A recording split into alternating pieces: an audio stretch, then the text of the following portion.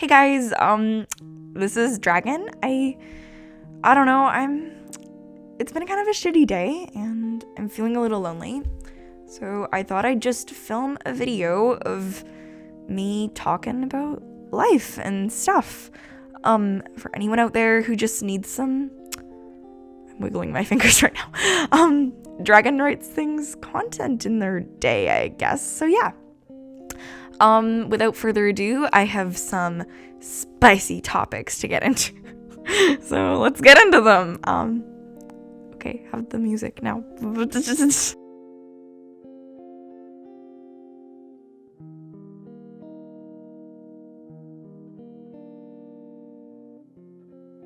Okay, so first off on my list, I have a little Google Docs thing of just topics to talk about. So first thing on the list is my dumb childhood stories. So I haven't talked enough about this on the internet, but when I was 2, this is very important information. When I was 2, I ate floss.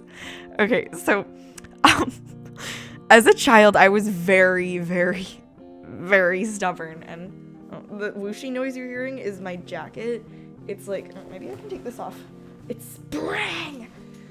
I'm in Canada, and where I live, it's I think it's the warmest place in Canada, but I still find it so cold, and I really want it to be summer because I got a cute jean skirt the other day that I really want to wear, and I can't, and I'm salty.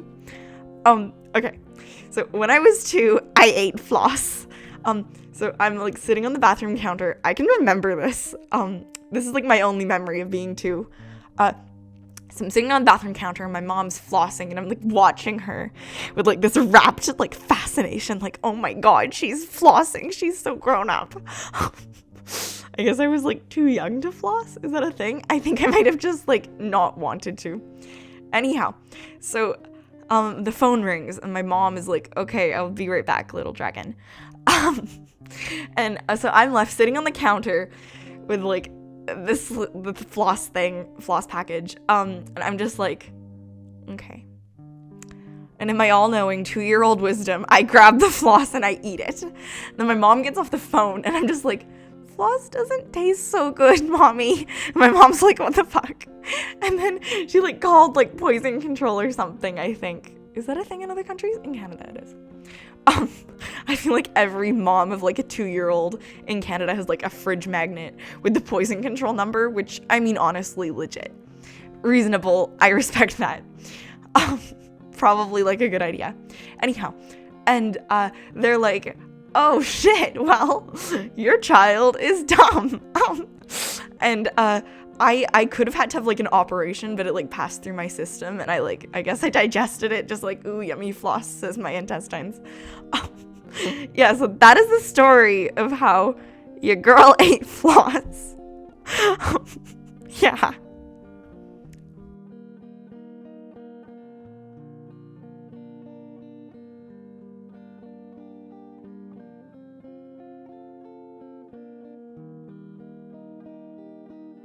Okay, next childhood story.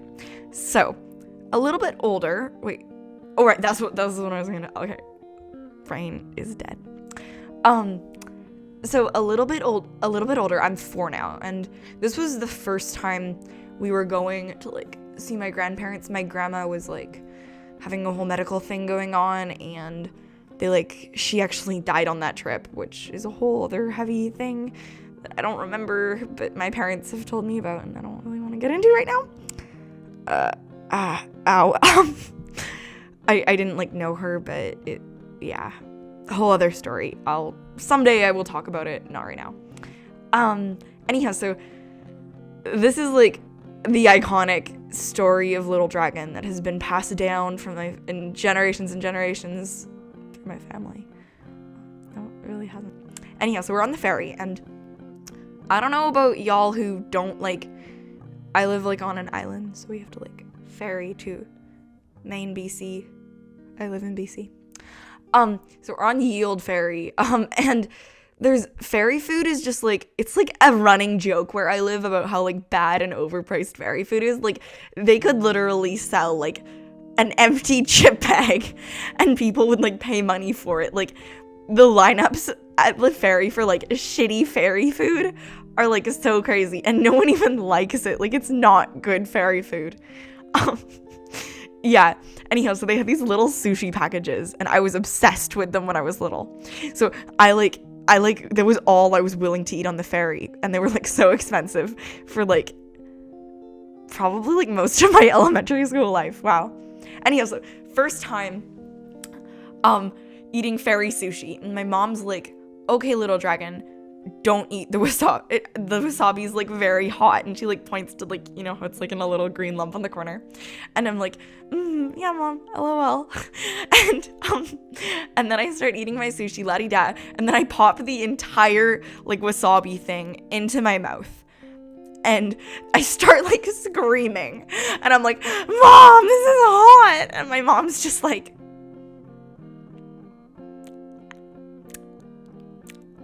and I'm just like, hot. That's why I'm not allowed wasabi anymore. Yeah.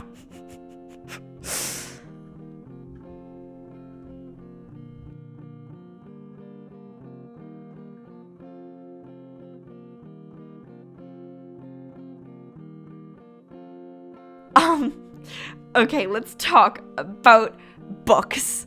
Like, this is gonna be such a hard topic. I have nothing to talk about. It's not like I love books. It's not like I write fan fiction. Oh no. That was really bad sarcasm. Wow. Okay. So, I just finished reading It's Kind of a Funny Story by Ned Vizzini. And, is that how I pronounce it? I don't know, but I've heard it like pronounced that way in reviews. So, if you're Ned Vizzini and you're listening to this, I am sorry if I pronounced your name wrong.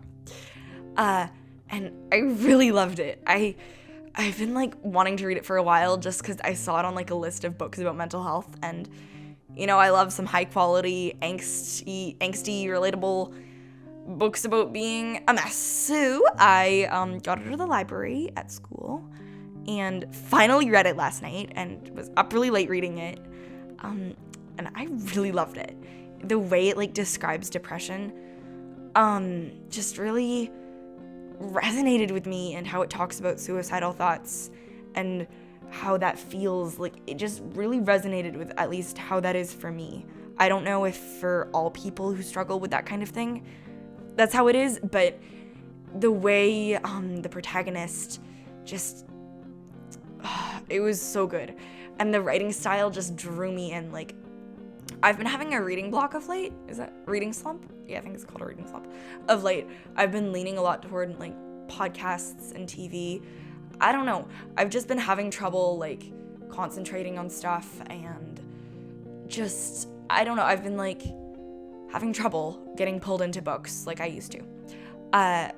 And this book just drew me in with like all like, I just like it. Like, I was just instantly invested. Like, after, like, the first couple pages, I was just so immersed, and it was such a good book. Like, if you have mental health issues, if you struggle with anxiety and depression, read this book. Also, the protagonist, Craig, how his, like, ambitions and stuff are really relatable. Like, how he beats himself up about his grades and wants to be, like, perfect and successful. I don't know if that's like all the Gen Z kids feel that way, but oh god, that is so relatable.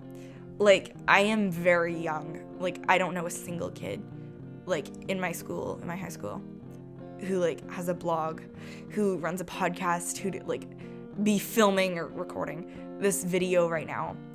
And I definitely put a lot on myself and like expect myself to be an adult, to be successful.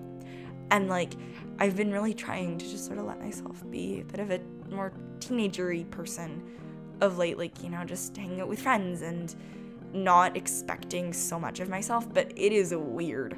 Like, I feel like when I was growing up, I wanted to be an adult. I never like wanted to take time to be a kid. And seeing Craig think about that, I don't know, it just made me understand myself a little more, I guess.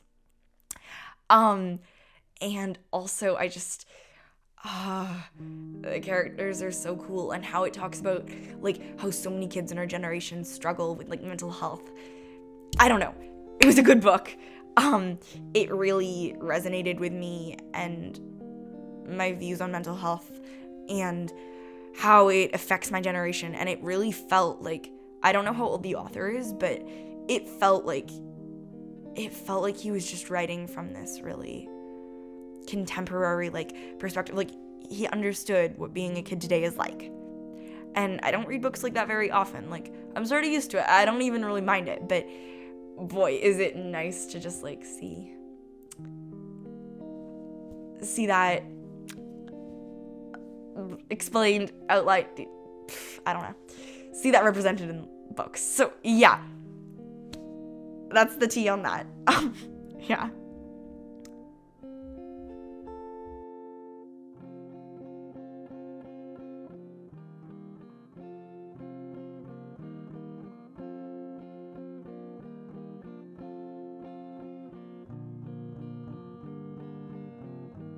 Okay, so next up, we're gonna take that train into music, I guess. So I have like a really weird taste in music. Like, I think most people I've met tend to have like a specific genre, but no, not for me. I will listen to all of the shit. I will listen to like anything. Like, I get in moods. Like, sometimes I just want to listen to people like really screaming and like rock music, like, or like punky rappy stuff, like NF, that's the band singer, I don't know. He like writes rap music about mental illness. You might know his song Paralyzed. It's really good, and I had like a whole thing where I was so obsessed with his music for a while because it just it got it. Oh, there's another car. And I'm not really into his music that much anymore, but like, damn, he's good. You should listen to his stuff if you're looking for some good angsty music. I also, though, like, listen to really soft, like, folk music, like Regina Spektor, and like I'll dabble in some Amanda Palmer, and Ingrid Michaelson, but then I will like. I have, on my Spotify, I have, like, a playlist that's, like, just pop, and it makes me happy. I don't know. Like, sometimes I, like, listen to, like, Taylor Swift when I'm, like, really feeling down, and I just want to feel for, like, 20 seconds, like, you know, I am a teenager, got my shit together. I don't know. That's, like, a very specific mood I have to be in to listen to that. I tend to, like, also like indie stuff. I'm really into Flat Sound. If you haven't heard of his music, I don't know really how to describe it, but it's really good, and you should listen to it. He has this really cool way of making your feelings just feel so raw and bringing up stuff to the surface. I love his stuff. For what it's worth with my, like, tiny audience, I love his stuff. And I listen to a lot of Cave Town. Yeah. I've been really obsessed with this song Spaceman by The Killers. I saw an animatic on YouTube for a podcast I'm into. We'll get to that in the next little bit. And I like looked it up on Spotify, and I've been listening to it nonstop. It's really good. Spaceman by The Killers. Look it up. Listen to it. It's good. Yeah. Okay, that's the tea.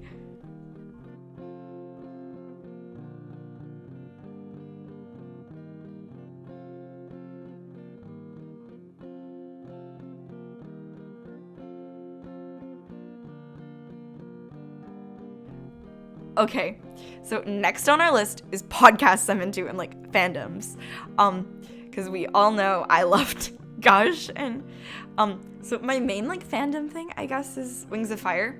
I write a lot of fan fiction for it as sort of a side thing. I don't know, is it a side thing? I mean, I have like more fan fiction books up on like the internet than on like Wattpad. Then I have like books, and I get really invested. I don't know, it's a thing. I do. And it makes me happy, and yeah. But I am also like into so much other stuff. Like, okay, so first off, in terms of TV shows, let's see. Well, I'm Dragon Prince trash. I love that show so much. It's so good. The writing and wow, I'm so eloquent. Anyhow, I love it so much. If you haven't seen it, it's on Netflix. You should watch it. The characters are so good. The way it talks about, like, the way it makes a fantasy world, like, it's so good. I'm honestly, on the outside, I like to portray myself as a very fashionable, mature, 30-year-old woman who could fuck you up, even though I'm in high school. But on the inside, I am a child, and I will watch Disney movies, and I will watch animated TV shows, and I love them. I've, like, seen most of, like, the ones on, like, the mainstream ones on Netflix. She-Ra and the Princesses of Power is so good, by the way. I am still sort of dealing with that. I'm not, like, actively part of the fandom, but I, like, follow the showrunner on Twitter, and I talk about it with my friends a lot, and I love it. Oh, that was my ankle crack. My bones are cracky. That was weird.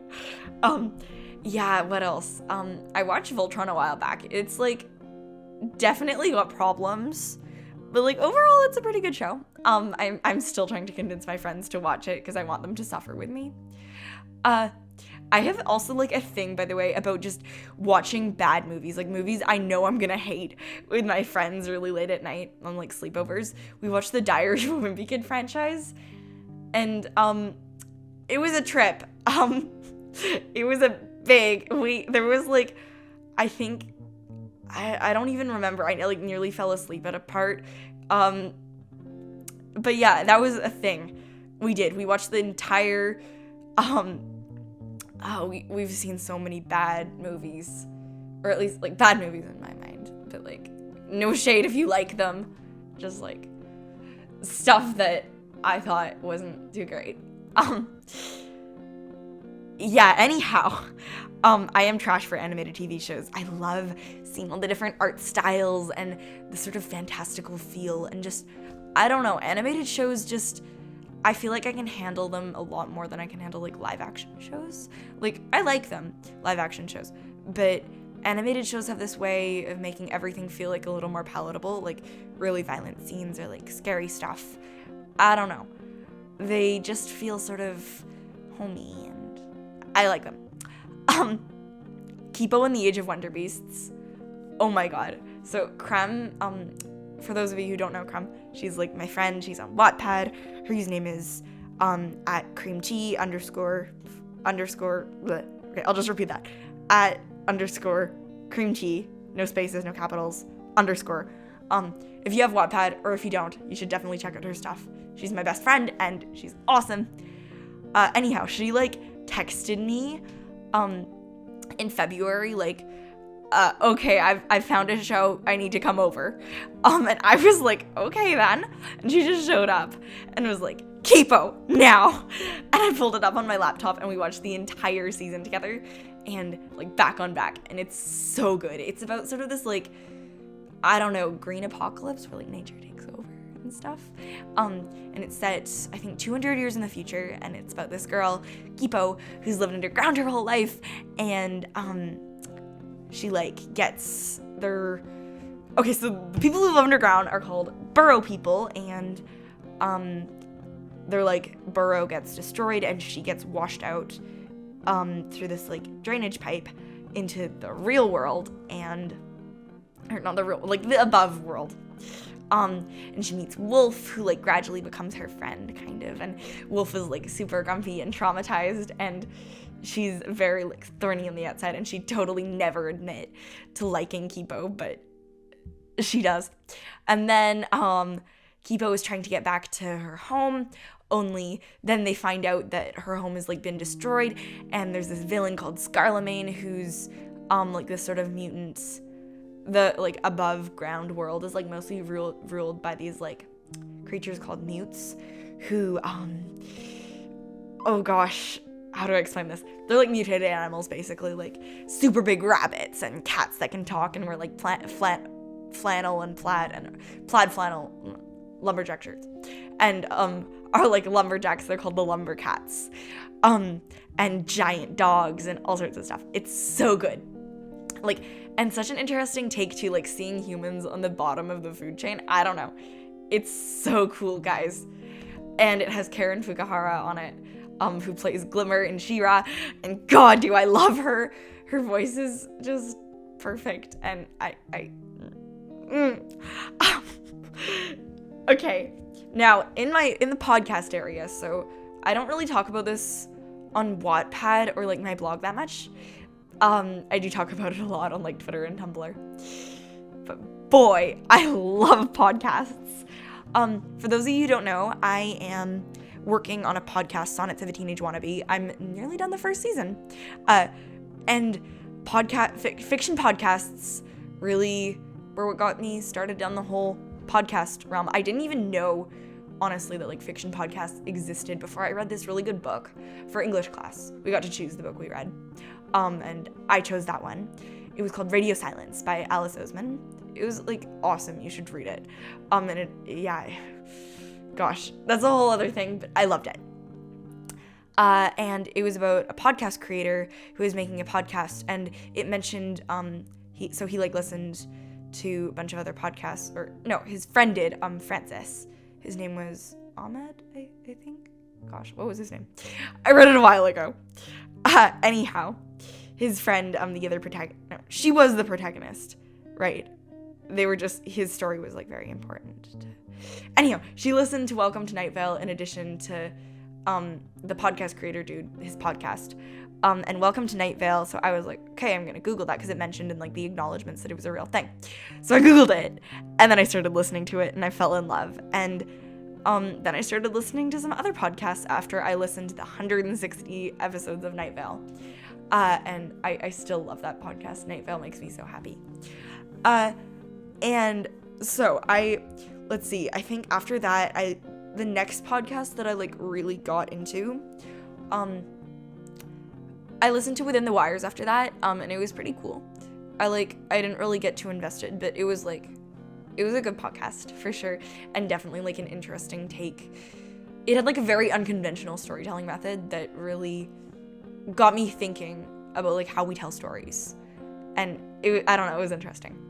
Anyhow, then I think I started listening to the Bright Sessions, which, oh my God, if you like my work, you need to check the Bright Sessions out. It's so good. It's about this therapist, Dr. Bright, who basically is a therapist for people with superpowers, and it's like sci-fi and action adventure, but it also talks about mental health, and it's so good, guys. I love it. And let's see, then I started listening to Wolf 359, which oh my God, it messed me up so bad. I love that podcast. It's like the best thing. Oh, I dabbled in the Magnus Archives a little. It was like a little too spoopy for me, but it was like A+. I still like want to come back to it eventually. I don't know, I'm just like, things are so scary right now that like with everything that's on the news, I don't know if I can like handle horror-y stuff. Yeah. Anywho, if you can hear like the clanging, that's like I'm recording in the garage, and I think my parents are unloading the dishes in like our house. Anyhow, Wolf 359. So Wolf 359 is this podcast about it starts off as sort of a space sitcom. It's like these logs of our like main protagonist character, Doug Eiffel, who's been sent on this like spaceship studying the star Wolf 359, which is a real star, by the way. I looked it up on Wikipedia. I'm so proud of myself. And he really doesn't want to be there, and he's very he's just very not happy about his job, and he's very, God, Eiffel. He reminds me of my cat. He has no sense of self-preservation, and he's really funny, and he has this sort of boss, Commander Mikovsky, who, she's like, I relate to her. She's like trying so hard to keep everything in control and trying so hard just to get Eiffel to do his job, and Eiffel is over here hoarding toothpaste. And there's Hilbert, who is a minor character at first. He's like a very sort of play on like the mad scientist cliche. I think he's a really interesting character. Anyhow, he's sort of a more minor character. Mostly the first couple episodes are just Eiffel and Minkowski, messing shit up. Mostly Eiffel messing shit up and Minkowski cleaning up the pieces. It's really funny. The writing just feels so, I don't know, it's like so good. Like, I hope someday I can write like that. And then, it messes you up. Everything gets like, ow and ow and ow, and like, oh my god, this is all like a conspiracy, and our villains become apparent, and there's so much tension, and like we think the entire like cast is gonna die, and someone nearly dies in like every second episode. It's so good. And there are lots of, I don't think any ships are actually canon, but if you do listen to it, you'll know what I mean. Minkowski and Loveless, I ship them so hard. I've read fanfic for them. I love them so much. A moment of silence for Minless, please. Okay, now we can continue. I just finished listening to a bit more of like a small podcast. I think it's like it's only one season young, so it's in 10 episodes. The Strange Case of the Starship Iris. It's so good, guys. I feel like I'm saying that a lot. Anyhow, so it's sort of another space sci-fi mystery thriller thing. But the characters are so good. It has like a canon character with anxiety and like lots of representation. And the way it talks about anxiety. Okay, stop talking about anxiety for now, Dragon. And the way it just, I don't know, the writing style is so good. It's the perfect mix of sort of humor and friendship and found family and stuff, and action and political intrigue.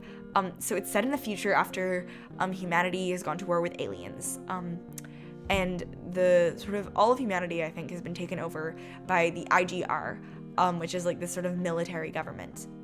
And our main character, Violet Liu, she is like an astronaut or a biologist on like a spaceship, and they're studying like foreign planets. When her ship mysteriously blows up, and she's about to die when she's found by Arcady, who becomes her love interest later on, and gosh, they are so cute together. I can't wait to see more of their relationship in the next season. Anywho, and Arcady is this smuggler, and she's rescued by like these smugglers aboard the Rumor. There's Brian, Krej, Sana. It's like Sana. For some reason, I always like, I don't know, there's like lots of ways you could pronounce that, and since I've like finished listening to it, I keep forgetting how to pronounce it. I don't know. And Arcady, who are these smugglers who smuggle things, dangerous items. No, they mostly just smuggle like illicit like stuff and like birth control, because that's illegal after humanity's population has like mostly been wiped out, which, oh boy, the moral gray zone. Like rebuilding the population, but also that's horrible, guys. Yeah. Oh, there's a car.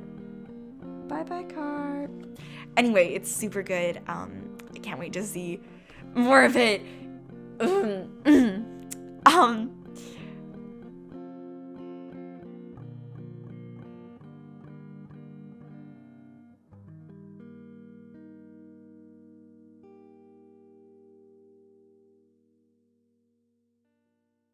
Okay, so next up, I just thought I'd talk about some stuff that's been on my mind.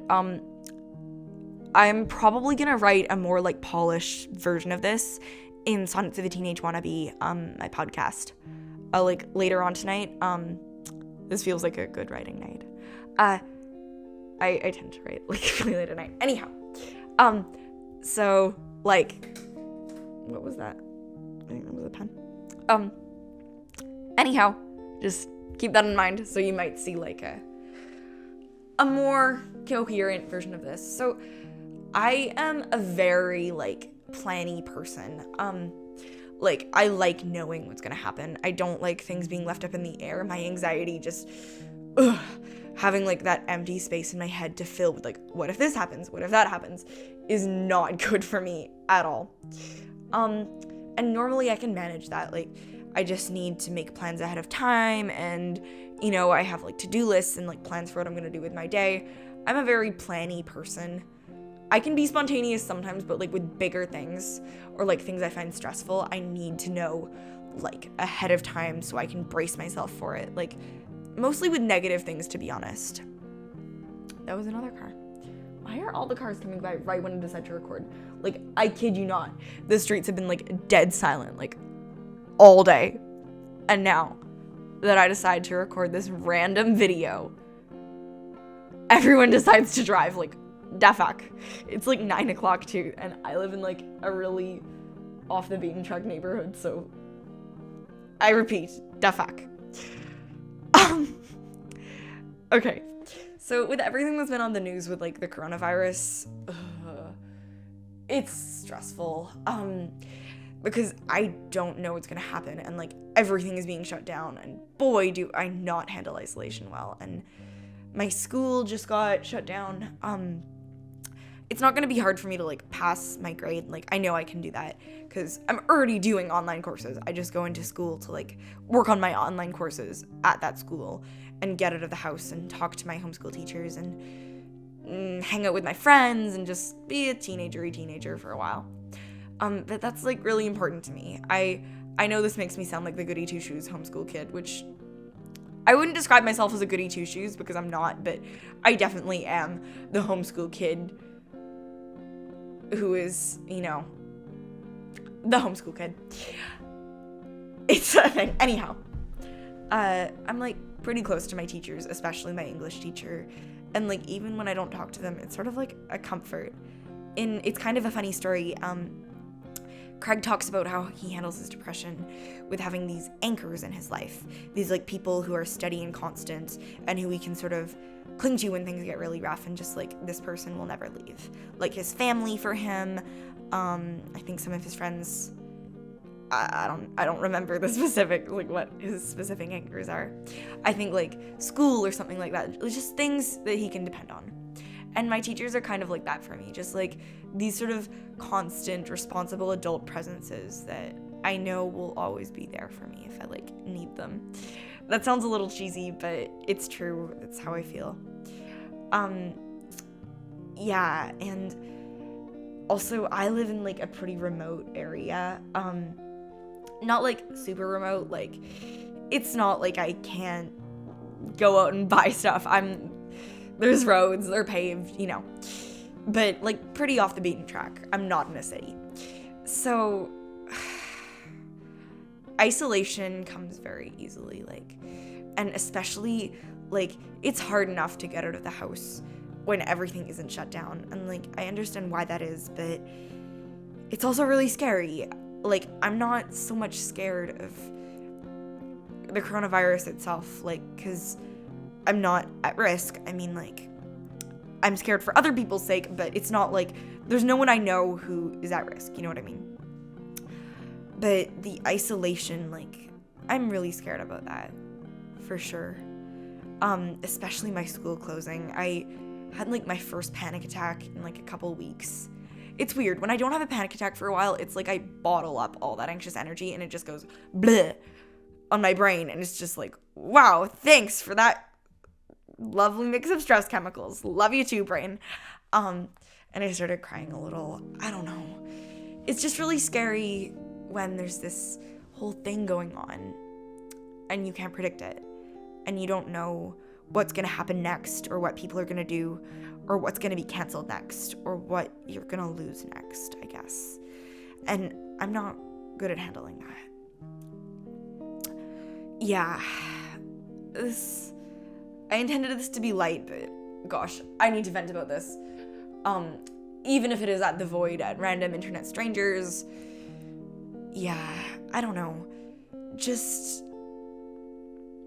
isolation is hard, and you know, I'm scared that I won't be able to see my friends, that it'll get to the point where I won't be able to leave the house, that I'll be trapped in my head with only myself and this monster in my brain. Like, I can't handle isolation.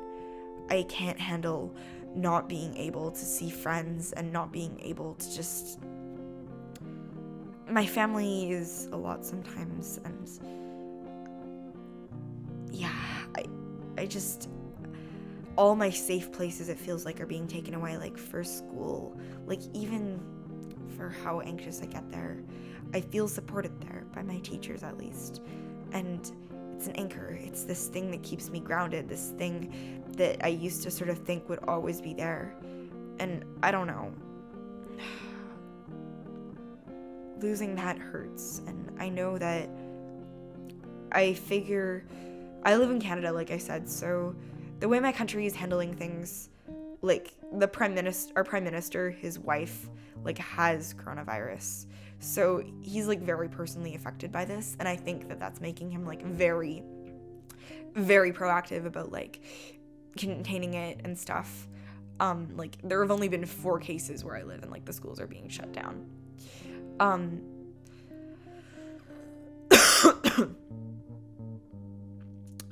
Yeah, so it shouldn't get too bad. Like I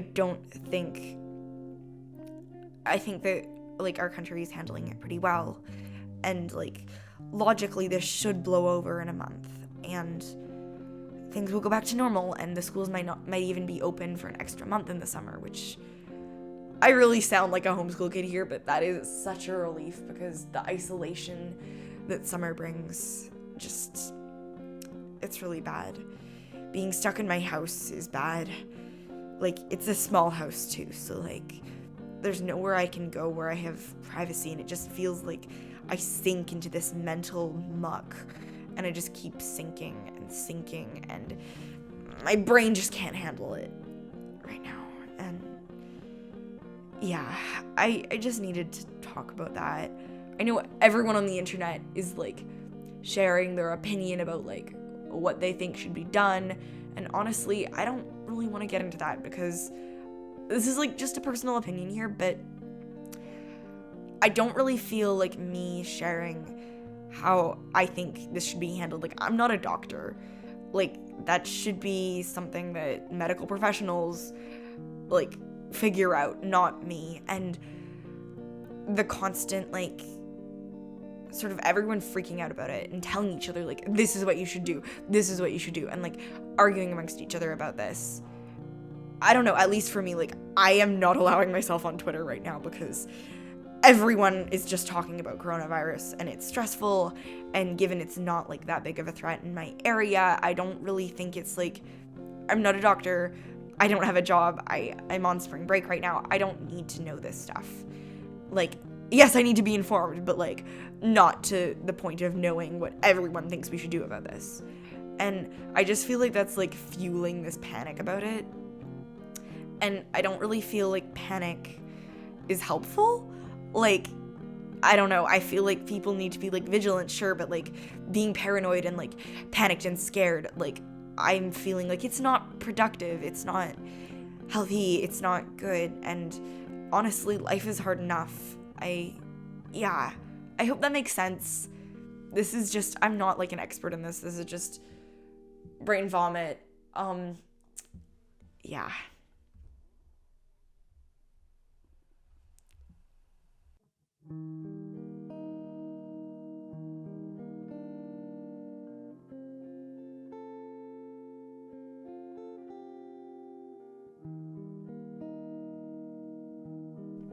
So I don't really talk about this online. It just never occurs to me. But my favorite, the book that got me into reading, okay, so first off, I actually like hated reading as a little kid. I was so stubborn. And I remember my mom was trying to teach me to read, and I was just like, no. Because it felt like unnecessary at the time. Like, why should I learn to read? My mom can do that for me. My mom can like read to me. And I was really salty about having to do it. And I hated picture books so much. Like, they just bored me. And it was like, I think my mom taught me to read, like, I think I could like read like signs and stuff in like kindergarten maybe, but I like was a really late reader, by the way. I couldn't really read much more than that. So like my mom did this summer reading program at the library with me between kindergarten and first grade. And I remember I hated it so much. And then like suddenly in like September, I for some reason had a copy of Harry Potter and the Goblet of Fire on my bookshelf, and I wanted to read it so bad because it was thick and had a dragon on it, which, wow. Given my username is dragonwritesthings now, wow. Oh, why is there a rubber band on my wrist? Okay then. Anyhow, I really wanted to read it. So my mom was like sort of using that as like a bribe, like, okay, you just need to finish this like kids picture book and then you're gonna be able to read, like, you just need to learn how to read this. And then you'll be able to, join the Harry Potter fandom. Anyhow, I finally read the first book in like a very short period of time, in like that September of first grade. And I remember my mom was like, how did you finish that so fast? And I was just like, and she actually like quizzed me on it because she didn't think I'd read it, except I had. And then I got like really into the Harry Potter books. Like, it was my first fandom. I have like tendencies, I don't know, I feel like I have this like constant anxious energy in my head, if you know what I mean. Like, sort of like how you see like some moms and they're just like radiating that mom energy where they just need to like look after things and like they just sort of want to like manage people, and they just, I don't know, I have an aunt who's sort of like that, like very motherly. I does that make sense? Anywho, it's like that for me. I have like this constant anxious energy, except for me it's not like really taking care of people, it's more, I don't know, just like getting into things like podcasting or poetry, or I don't know, I just need to like make things, I need to like read things, and being creative, yeah, I just need to take out this like productive energy, if that makes sense. Like, I need to make things, I need to like manage things. It just helps me deal, I guess. And I think that's why I get into fandom so easily, because like it's just another outlet for this like anxious static energy in my head that just needs to bleh out onto the internet. And I think that's like shown itself from a very young age for me. Anyhow, I got so into Harry Potter. I think in first grade was when the bullying really got bad, and seeing Harry like get bullied, it just it like made so much sense to me. Harry like was the first person I'd met, loosely person, I don't know, or fictional characters, people. That's a deep topic. Anyhow, he was the first person, we're going with that term, who like understood me, who like made me feel like I wasn't alone. That was like the first time in my life, I think, that I'd ever felt like I wasn't alone. And I don't know, those were the books that like made me like suddenly just spin on my feet, and I loved reading because it made me feel like not alone. And I guess that's why I got into writing as I got older, was because like I want to make people feel like that. I want to make people feel not alone the way that Harry Potter made me feel when I was 6. I want to make people feel like safe in these little worlds I make. Yeah, I want to be there for people like me, whether they're 6 or like 30. I want my words to just sort of feel like the safe haven for them, if that makes sense. Oh boy, wow, I didn't realize the connection between those until I just sort of bled that out onto the internet. Anyhow, it's 9:11 now, and I think I've recorded like a very long amount of audio, and my mouth is getting, I haven't talked like this straight at a microphone for a very like ever. I think this is like the longest like solo video I've ever. That was my stomach. Can you hear that? My stomach just growled. I had panic attack in the middle of dinner, so like I kind of just couldn't eat, so now I'm hungry. Anyhow, I want to watch movies and I have to edit a poem, so and I just want to sort of sleep. I am very tired, so I'm gonna go, but it was, I guess, thanks if you're like sticking around, and I hope that you're safe and that you have a good night, and I want to smush you in a hug.